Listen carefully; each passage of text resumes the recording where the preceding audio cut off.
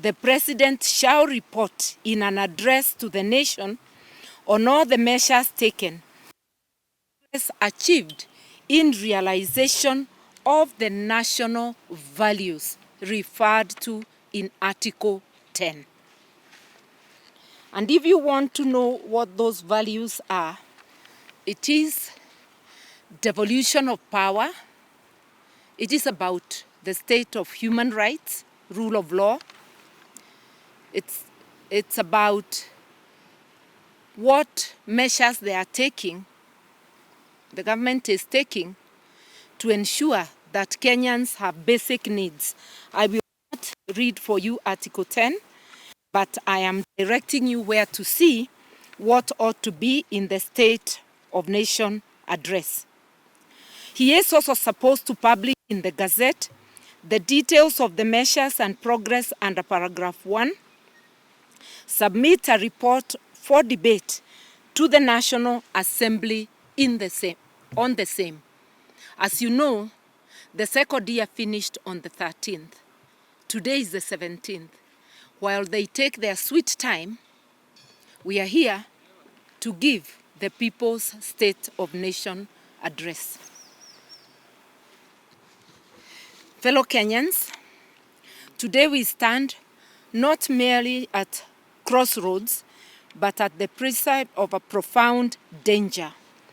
A moment that demands our courage, our unity, our unyielding resolve to reclaim the destiny that is rightfully ours. The heartbeat of millions echo with the same question. How did we drift so far from the noble aspirations that birthed our nation?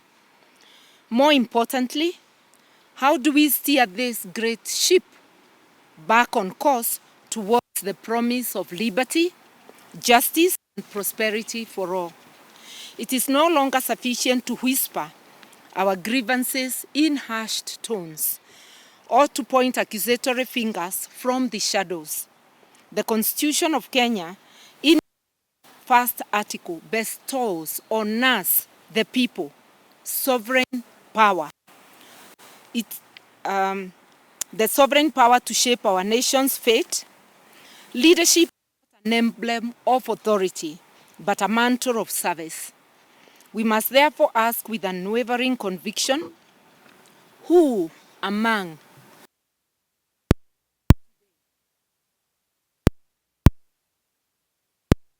the rightful stewards of this land reclaim what we have lost? The state of human rights and civil liberties. A government's foremost duty is to safeguard the welfare of its citizens, and especially their fundamental rights and freedoms as provided by our foundational principles in Article 10 and the Bill of Rights. The Kenya Kwanza administration, during the recent Gen Z protests, through use of security agencies who included snipers, trivialized the right to life by the wanton killing of peaceful and armed protesters, mainly the youth. Over 60 people, according to the Kenya National Commission on Human Rights, lost their lives. Over 60 others still missing, hundreds injured, some gravely, with close to 200 hospitalized. The unprecedented falsification of official records at the city mortuary in Nairobi at the behest of security agents and refusal by the authorities to give accurate accounts leave the nation in darkness as to the actual numbers of the dead or the injured or the forced disappearances, abductions, as well as arbitrary arrests and illegal detentions, which have become the order of the day. The case of the abducted persons, who include the Langton brothers Jamil and Aslam, and Bob Jagi, which is now before the court, is a sad reminder of this. These murders, abductions, arbitrary arrests, harassment, and intimidation, including of the media, are all instigated to deter Kenyans from exercising their human rights and civil liberties, and especially the right to protest and picket. They are the Ruto administration's response to the peaceful Gen Z protests. Today, protests have virtually been outlawed by the unconstitutional actions of the regime of setting up police to obstruct and unleash brutality, arbitrary arrests, abductions, and murder. Instead of respecting and protecting human rights and civil liberties and facilitating their enjoyment by citizens, the Kenya Kwanza administration obliterates and violates these rights. We must not accept it or even acquiesce in this abrogation of our rights and calculated assault on our constitution. Corruption and impunity.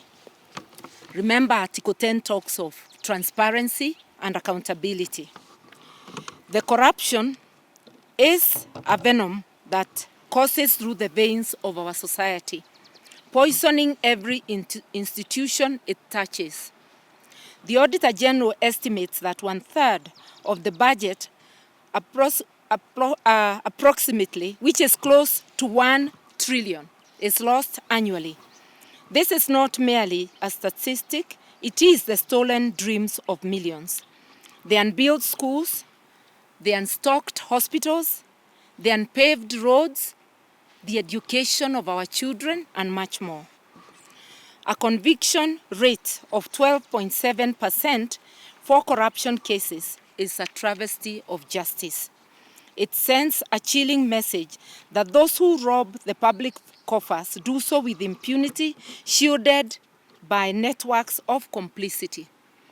The recent scandal involving 17 billion Kenya shillings in fraudulent fertilizer contracts, also known as the fake fertilizer scandal, underscores the brazenness in which the corruption is conducted. Our criminal justice system has failed us, and so has the Ruto regime. We must uproot this cancer with determination and vigor. It demands not only robust legal frameworks, but a cultural shift, a collective repudiation of graft in all its forms.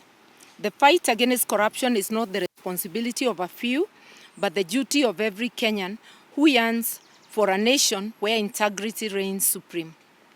This cannot be achieved under an administration that makes every effort to undermine the justice system by orchestrating withdrawal of economic crimes cases against the ruling elite and their cronies, or the undermining of such cases by the prosecution failing to present readily available evidence to the courts, like failing to call witnesses.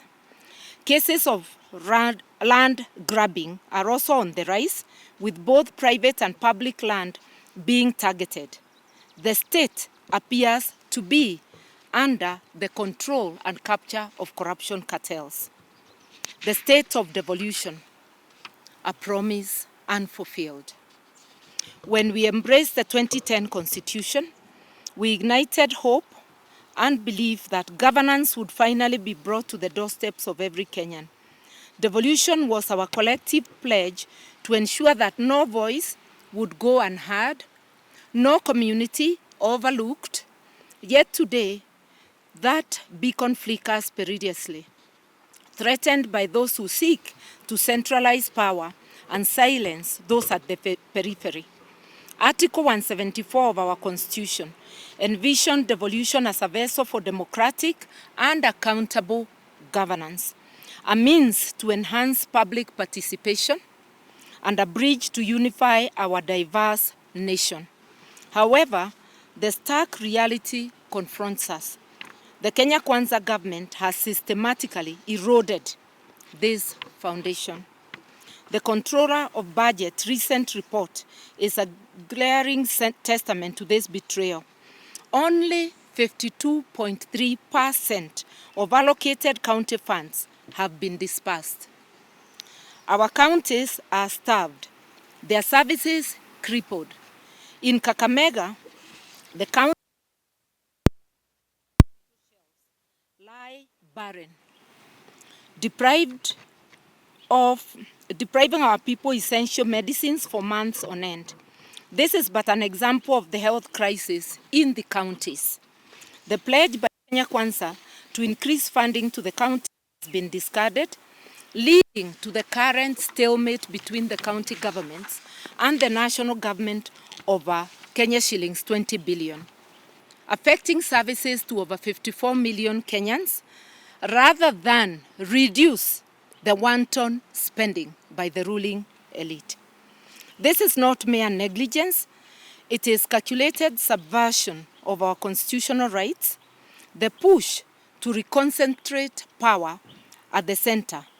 It's nothing less than an assault on democracy, a brazen attempt to reverse the hard-won gains of devolution. We must, with every fiber in our beings, defend this cornerstone of our constitutional order. Let it be known, any endeavor to dismantle devolution is an affront to the will of the people of Kenya and shall not be tolerated. My brother, Dr. Mukisa Kitui, takes over from there. Thank you very much, Martha. Members of the media, justice, the new bearers shed blood and tears to liberate us from the chains of colonial oppression. Yet today, a new form of subjugation tightens its grip, a homegrown economic imperialism that enriches the ruling elite and the cronies at the expense of the majority. The so-called bottom-up economic model was heralded as a panacea for inequality, but it has proven to be a mirage, a tantalizing promise that evaporates upon approach. We were promised an end to cartels, but now new and old cartels reign supreme, suffocating our economy and services. Inflation gnaws at the lifelines of our citizens. With food inflation soaring to a staggering 50%, the basic act of feeding one's family has become a daily struggle for survival. The Kenyan shilling's precipitous fall against the US dollar erodes the mega earnings of hard-working Kenyans. The Hustler Fund, rather than uplifting the downtrodden, ensnares them in an inescapable web of debt. A 14% default rate lays bare the grim truth. This is not empowerment. It's exploitation veiled in rhetoric. Moreover, the clandestine dealings with foreign entities, shady entities, such as the 30-year concession of our Jomo Kenyatta International Airport to Adani for a mere $1.8 billion US, betray our very sovereignty. Such deals, shrouded in secrecy and devoid of public scrutiny, mortgage our future and place our national assets at the hands of those who do not hold Kenya's best interests at heart. We are united in demanding that the Adani deal should never come to life in this country. These agreements must be subject to rigorous examination to safeguard the interests of our people. In the mineral lands of Kwale, our brothers and sisters witness the plundering of their heritage. The wealth beneath their feet translates not in schools and hospitals, but into profits for a select few, while communities languish in poverty and suffer from environmental catastrophes like lead poisoning. The same is replicated in mineral-rich counties of Kakamega, Migori, Taita Taveta, Kitui, just to name a few. This is a travesty, a stark reminder that unless we stand united, our resources will continue to be siphoned away, leaving us with barren lands and broken promises. Are the likes of Adani a cover of cartels or the ruling elite? How else does a regime ignore the queries and interests of the electorate and instead become the protector and surrogate of a questionable foreign entity? Public debt, a ticking time bomb. We find ourselves today standing on the precipice of a tragedy so monumental It threatens to crush the hopes of generations yet unborn. The tragedy of order state. It is a chain forged not in the hands of the masses, but by those entrusted with the sacred duty to protect the future of this nation. And now, as the weight of this debt bears down upon us, we must ask ourselves, how did we get here? How did we, a proud and sovereign people, become ensnared in the machinations of reckless borrowing, our aspirations sold off to the highest bidder like wares in a marketplace? 10 trillion shillings. Let the sheer magnitude of this figure sink in. Fellow Kenyans, it is more than a number. It's an indictment. An indictment of an economic system that has failed the people of this country.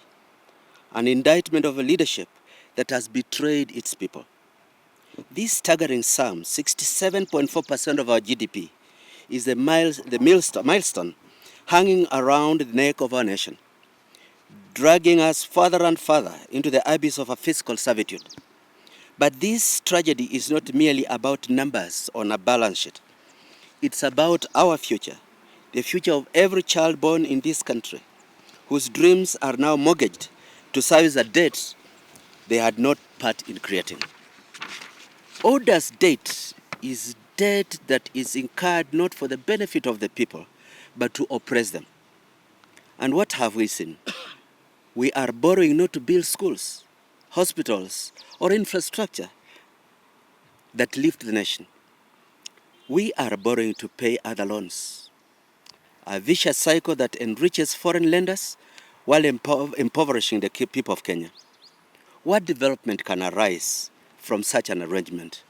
What prosperity can come from a system that prioritizes debt repayment over the welfare of its citizens? This borrowing, dear patriots, is not only reckless but unconstitutional. Article 201 of our Constitution says, out of the principles of public finance, openness, accountability, and assurance that public debt shall only be incurred in a manner that ensures future generations are not saddled with untenable burdens. Yet here we are, our sovereignty compromised by those who wield the pen of fiscal irresponsibility. We have become beggars in our own country, beholden to international financiers whose interests lie not in the development of Kenya, but in the perpetuation of our financial dependency. Let's examine this closely. A nation may borrow to build highways that connect its people, ports that enable trade, and power grids that illuminate its future. But to borrow simply to repay existing loans, this is madness, a betrayal of the highest order. This is not the borrowing of a nation intent on development. It's the borrowing of a regime intent on its own survival. The funds are not being used to uplift the people, but to stave off the inevitable collapse that comes when greed and mismanagement become the order of the day. And let's not forget the recent Eurobond, issued at a punitive interest rate of 10.37%. What does this tell us about how the world views Kenya? We are no longer seen as a nation of hope, but as a nation of risk, a place where lenders demand exorbitant returns because they doubt our ability to repay. And don't you forget, the Eurobond was borrowed at a rate higher than the interest on the mature debt that we were offloading. We borrowed more expensive money to pay for cheaper money. That is kicking the can down the road for the next generation to suffer. This is the price of fiscal irresponsibility, and it's a price that will be paid not by those in power, but the mwananchi, the ordinary Kenyan, who wakes up every morning to eke out a living, only to find that their hard-earned money is being used to service debts that never benefited them and they never agreed to. Consider this. 54% of our revenue is now funneled into debt repayment. Over half of our national income is being siphoned away, leaving us with mere scraps to address the pressing needs of this nation.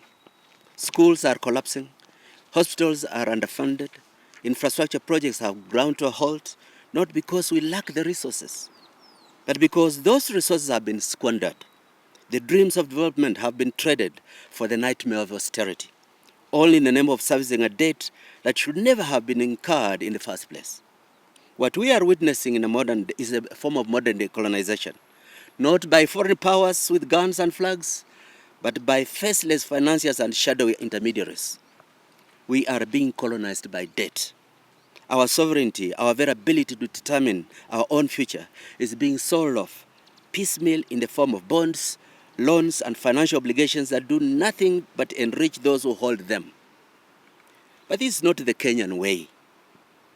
Our forefathers fought, bled, and died for the right to self-determination. They did not fight for us to be reduced to a status of financial serfs, chained to the whims of leaders whose only interest in Kenya is how much profit they can extract for themselves. We, the people, must rise and declare this, that it's enough. Enough is enough. We must demand transparency in our public finances. We must demand that every shilling borrowed be accounted for, and that it be used for the public good, not to line the pockets of the powerful. We must demand that our leaders stop mortgaging our future and start investing in it. And above all, we must demand that the Constitution be upheld, that borrowing for debt repayment be stopped, and that public resources be used to develop the nation, not to enrich a select few. Fellow Kenyans, the hour is late, but it's not too late. We can still turn the tide. We can still reclaim our nation from the grip of debt and fiscal irresponsibility.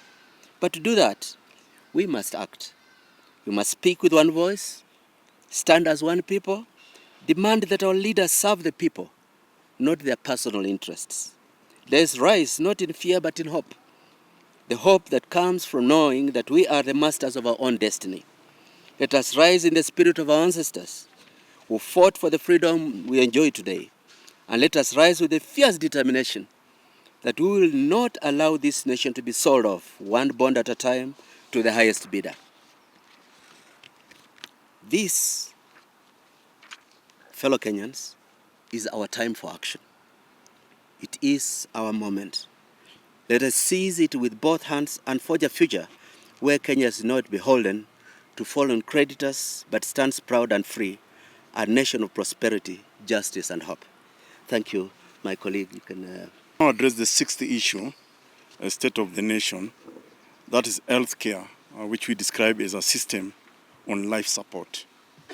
Health is not a privilege reserved for the affluent. It is an inalienable right of every Kenyan, yet our healthcare system teeters on the brink of collapse, a victim of neglect and misguided policies. The introduction of the Social Health Insurance Fund, SHIF, was touted as a revolutionary step forward, but in practice, it has become a burden. Extracting 2.75% from already strained households without delivering tangible improvements. Essential medicines are scarce. 32% of public health facilities report chronic shortages, with a doctor-to-patient ratio of 1 to 6,355. We are failing to provide even the most basic medical attention. In our rural heartlands, this ratio is even more dismal, leaving thousands without hope of timely care.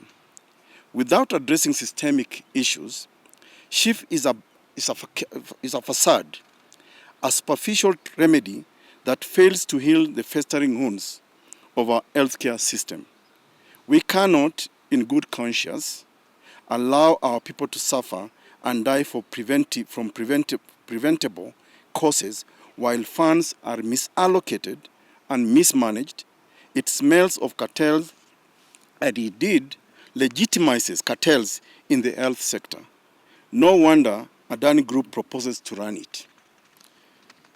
The seventh issue we want to address is on education, which we are really describing as mortgaging the future of this country. As we stand at this crossroads, with the weight of history and the future of our nation hanging in the balance, let us not mince our words. The erosion of access to education is a betrayal of the highest order. The introduction of the verifiable scholarship and loan funding, VSLF, model represents a monumental affront to the very essence of our constitution. And we are happy to report that we are here joined by University of Nairobi student leaders. A callous disregard for the promise enshrined in Article 43, Subarticle 1F of our constitution, which guarantees every Kenyan the right to education. In its implementation, this regime has failed to consult the people, choosing instead to act unilaterally, and in doing so, it has deepened the chasm of inequality that threatens to tear the fabric of our society apart and to deny the poor access to education. The VSLF model is not just a policy failure. It is an ideological assault on the most vulnerable among us. This shift from public responsibility to private burden is nothing less than a transfer of wealth from the powerless to the powerful. It is a tactic designed to push young Kenyans and their families into deeper financial despair, forcing them to carry the weight of a system that should, by every moral and constitutional measure, support them. We must call this out for what it is: a deliberate attack on the Kenyan dream. A nation that refuses to invest in its youth and sees education as a privilege rather than a right is a nation doomed to the shackles of poverty, ignorance, and oppression. We cannot allow this betrayal to stand. And we hope when President William Ruto gives you the State of the Nation address, we hope he will speak to this issue of the education. This is not the first time this regime has attempted to rob Kenyans under the guise of progress. We saw it with the Finance Bill 2024, an unjust tax burden that sought to extract from the poor while insulating the wealthy. Kenyans rose against it, rejecting a system that prioritized the comfort of a few over the livelihoods of millions. This new funding model is cut from the same cloth. It seeks to exploit those already struggling under the weight of a broken economy. Just as we rejected the Finance Bill, so too must we reject this oppressive and unconstitutional university funding model. But this injustice does not stop at university education. It permeates every level of our education system, from primary to secondary. The introduction of the competency-based curriculum, CBC, which restructured our education system into junior secondary and senior secondary, was heralded as a transformative step towards a better future. Yet, what have we witnessed? Instead of investing in our existing schools, we see opportunities cycling, waiting to enrich themselves through bloated construction contracts, pushing for new classrooms to build when we have facilities that can be upgraded and expanded. Are we to believe that the answer to our children's future lies in the pockets of the well-connected, or should we demand that the government prioritize the quality of education over the profit of a few? Let us be clear. The focus must not be on lining the pockets of tenderpreneurs, but on ensuring that our children, the leaders of tomorrow, have access to the kind of education that equips them to navigate the challenges of the modern world. Let us invest in what we already have. Let us build up our schools and uplift our children. And what of our 46,000 junior secondary school teachers, dedicated men and women who have endured the indignity of low wages and job insecurity as interns, carrying the future of our nation on their shoulders? These are the very people we entrust with shaping our children's minds, yet they have been treated as disposable. Is this the value we place on education? Is this the value we place on the future of Kenya? The government's recent commitment to absorb these teachers into permanent and pensionable positions is a step in the right direction. But we must not be fooled by half measures. There have been delays in implementation, and questions remain about whether these teachers will receive employment terms equal to their fully employed counterparts. This is not equity. This is tokenism. We must ensure that these teachers are not relegated to second-class status, but are treated as the professionals they are, with the full rights and protections they deserve. Their commitment to our children must be met with an equal commitment from the state. In all of these, we must not lose sight of the larger truth. The struggle for education is the struggle for our nation's soul. When we allow education to become a privilege for the few rather than a right for all, we allow the foundations of our democracy to be undermined. When we turn a blind eye to the exploitation of our teachers and the hollowing out of our schools, we turn our backs on the future of Kenya. So, what is to be done? We must demand accountability. We must reject the empty promises and demand that those in power invest in the facilities we already have, in the teachers who guide our children, and in the students who will one day lead this nation. I turn to the eighth issue, which is employment and the informal sector. This we describe as dignity in labor. Our youth, vibrant and brimming with potential, find themselves adrift in a sea of unemployment. With 38.9% of young Kenyans jobless, we are witnessing a crisis of monumental proportions.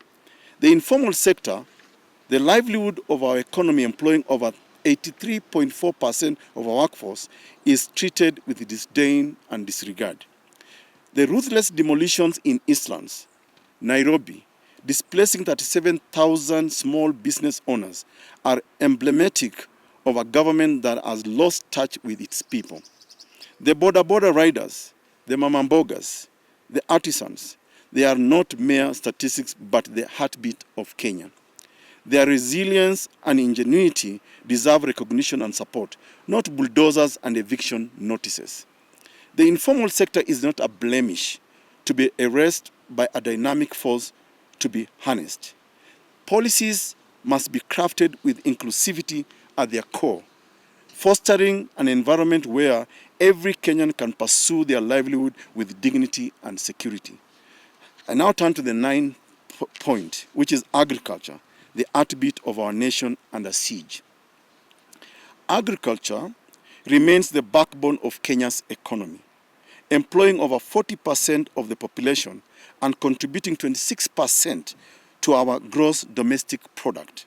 Yet today, our farmers, the lifeblood of our nation, are under siege from a system that has turned its back to them. Let me just explain this by sharing the example of tea and coffee, from this prosperity to poverty. Kenyans' tea and coffee were the pride of our nation, known across the world for their quality and providing livelihoods for millions of smallholder farmers. But in recent years, these industries have been plunged into turmoil. Middlemen, exploitative cartels, and a lack of government oversight have led to the decimation of our tea and coffee sectors. A recent report by the Kenya Tea Development Agency, KTDA, revealed that despite increased global demand, tea farmers are earning 60% less than they did a decade ago. The situation is even worse for coffee farmers, who are being squeezed by global price fluctuations and domestic inefficiencies. Many smallholder farmers in Nyeri, Kericho, and Kiambu have been forced to uproot their tea bushes and coffee plants, planting maize or even abandoning farming altogether due to the meager returns on the once lucrative crops.